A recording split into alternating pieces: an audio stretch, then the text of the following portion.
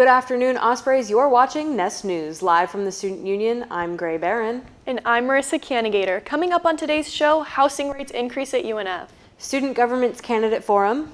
A student government diversity survey. Recording in class. And a weather update. Stay tuned and enjoy the show.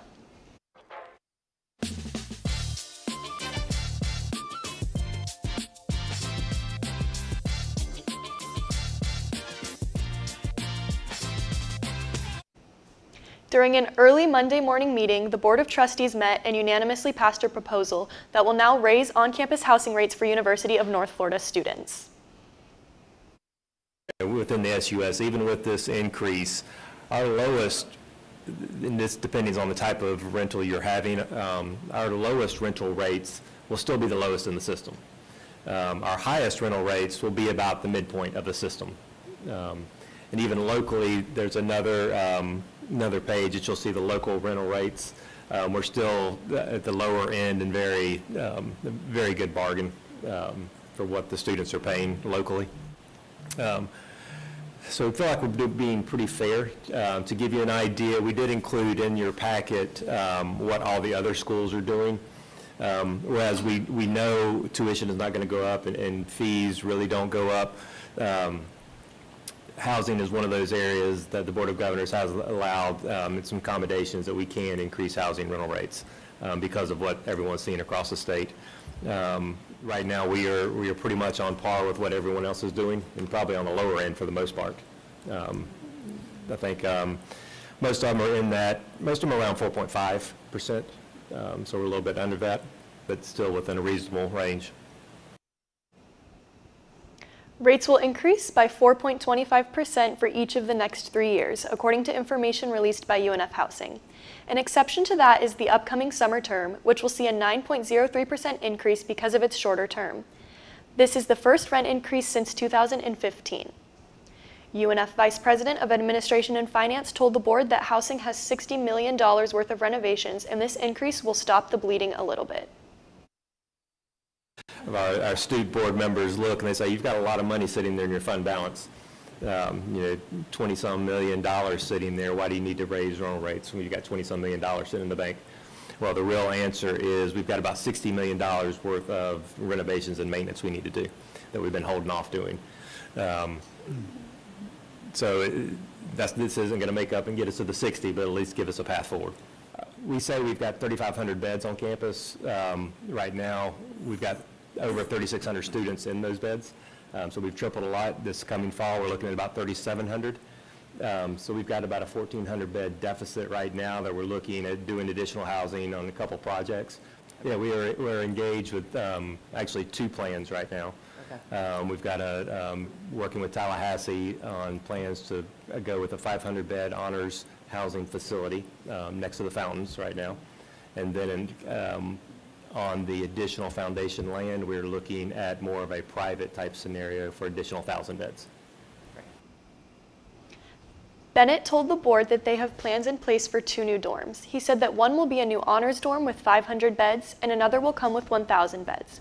However, no details about these dorms have been released. This past Wednesday, Student Government hosted a candidate meet and greet forum for their upcoming elections in the Student Union ballrooms. Students, faculty, and staff were encouraged to attend to ask questions and learn more about candidate initiatives. This is Spinnaker's coverage of the event. Government Senate election is contested. We are here on the 3rd floor of the Student Union meeting some of the candidates. So right now, I think a big focus at the moment is the hot topic of DEI. One of our party pillars is inclusion, and so I think a lot of the people in our party and honestly a lot of students at UNF would like to make sure those DEI programs and initiatives are protected, and at the end of the day SG has the power of writing a resolution to make sure student voices are heard about that topic. And I think it's so important that students' voices are heard, and the fact of the matter is students are very upset and scared and outraged about the recent remarks made by Governor DeSantis.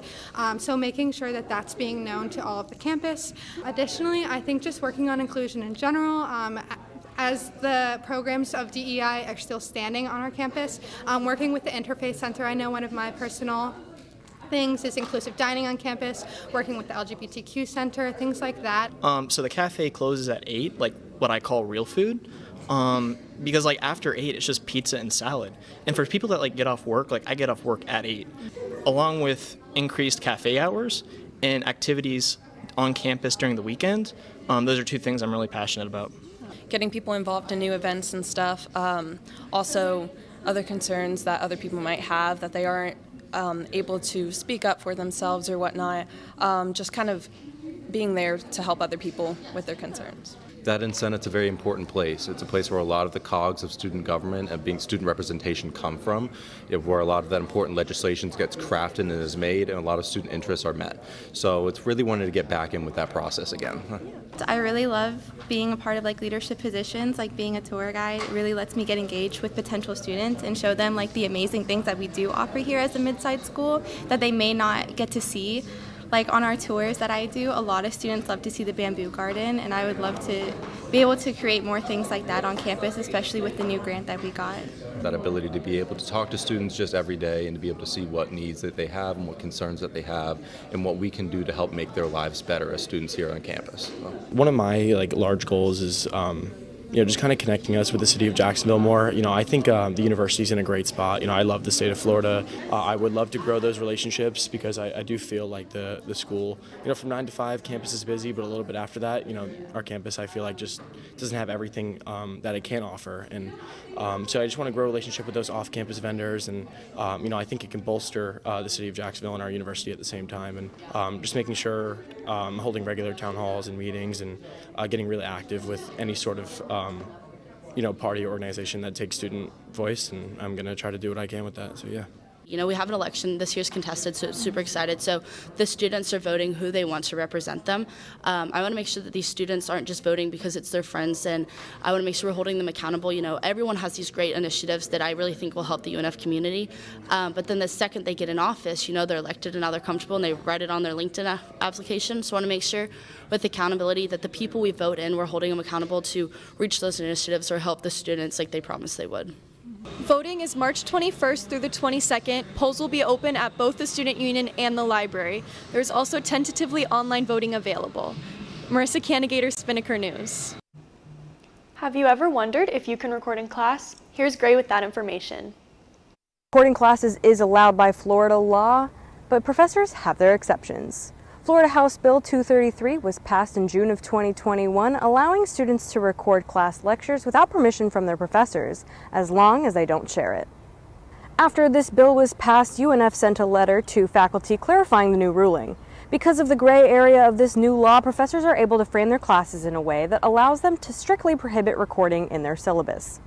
Class lectures are defined as, quote, a formal or methodical oral presentation as part of a university course intended to present information or teach enrolled students about a particular subject. UNF professors have different views on the subject of recording classes, as many professors outline their preferences in the syllabus. I do think that it'd be fine to record a lecture, let's say, on how to sample people for a particular research study or experiment. I would be totally fine with that. But other concepts to where the discussion starts to happen, and this is where the law changes. The discussion, my primary concern now shifts to protecting the students. Although Florida law states that students are able to record lectures without professor permission, they are strictly barred from sharing those recordings. Worst case scenario is that it's passed on, altered, used for abuse or bullying or in an inappropriate way. But we're dealing with generations now that is, getting material from the internet and from the various streaming devices and apps. That's secondhand. I mean, it's actually like a third hand to them. So, yeah, I think that would be difficult to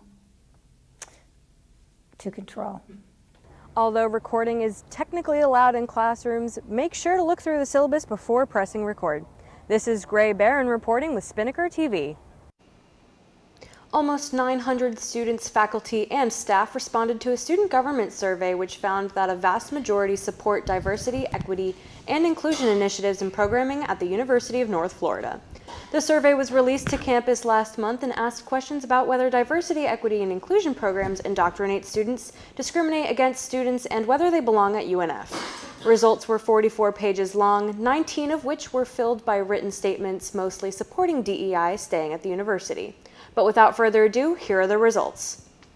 80% of respondents disagreed or strongly disagreed with DEI programming and coursework being removed from UNF. About 70% of respondents said that DEI programs either positively or somewhat positively affected their college experience. Approximately 90% of respondents felt that DEI programs were definitely not or probably not discriminatory. For a full breakdown of the survey's results, check out our article at unfspinnaker.com. And now to David for your weekly weather update. Thank you, Grae. Today's weather is looking windy with a 50% chance of showers tonight and a high of 86 and a low of 70. This weekend has a 40% chance of showers on Saturday, but then will be partially sunny in the afternoon with a high of 80. Sunday will be sunny. Next week we have temps in the high 70s to 80s and looking sunny most of the next week. That's the weather. Back to you guys. That's just about all we have for you today, Ospreys. Remember, consider donating to support Spinnaker through the link in the description below. For all things Spinnaker, check out our website at unfspinnaker.com. Also, make sure to follow us on our Instagram at UNFSpinnaker and check out the rest of our YouTube for more content. As always, thank you so much for watching. I'm Marissa Canigator. And I'm Grae Barron. We'll see you next week on Spinnaker's Nest News.